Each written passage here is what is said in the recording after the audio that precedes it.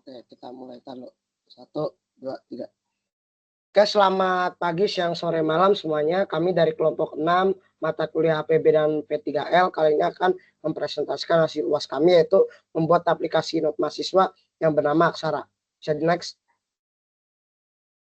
Nah, kelompok kami terdiri dari saya sendiri, Tegar Surakisti, lalu ada Amar Ramadan, dan Mustafa G. Kasaputra. Bisa di next. Nah, latar belakang kenapa aplikasi ini dibuat adalah yang pertama, mahasiswa sering menggunakan metode pencatatan manual atau aplikasi terpisah. Lalu kurangnya integrasi dalam pengelolaan catatan tugas dan pengingat. Dan yang ketiga, kebutuhan akan aplikasi yang efisien, terstruktur, dan personal. Bisa di next. Nah, fitur utama aplikasi ini meliputi kelola notes, kelola kategori notes, kelola pengingat, kelola arsip, lihat statistik, kelola tema dan tampilan, dan kelola profile. Bisa di next lagi. Lalu selanjutnya BPMN kita yang dimana meliputi modul-modul yang tadi dan bisa di next untuk diperlihatkan BPMN-nya. Jadi ini adalah BPMN dari aplikasi kita, bisa di next. Di next. Di next lagi. Selanjutnya untuk bisa kamera.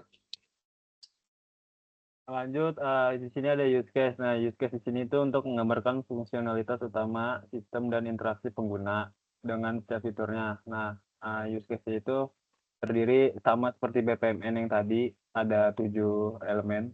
Bisa di next, Mer. Nah, ini juga use case-nya, gambar use case-nya, aktornya juga mahasiswa sendiri. Use case utamanya juga masih sama kayak BPMN. Bisa di next. Nah, lanjut ke activity dan kelas diagram. Nah, diagram activity-nya ini kita menggambarkan alur kerja detail dari setiap use case, terus juga menunjukkan langkah-langkah yang dilakukan oleh pengguna dan respons yang diberikan oleh sistem, termasuk alur sukses dan gagal. Terus kelas diagramnya ini merinci struktur statis sistem dengan pendekatan model view control. Model yaitu merepresentasikan data, terus view itu menampilkan data kepada pengguna, controller itu mengelola logika bisnis dan interaksi antara model dan view.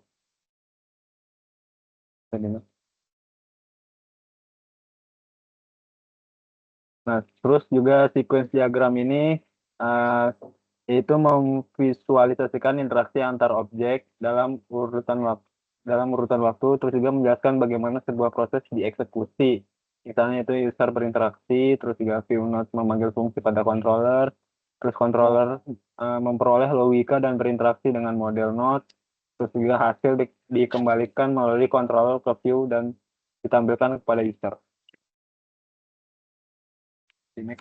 Oke, selanjutnya ini merupakan mock-up dan prototype atau UI dari aplikasi kita. Di sini ada homepage, maksud saya ada landing page, di sini ada sign in, ada sign up, ada membuat melihat semua notes kita di sini.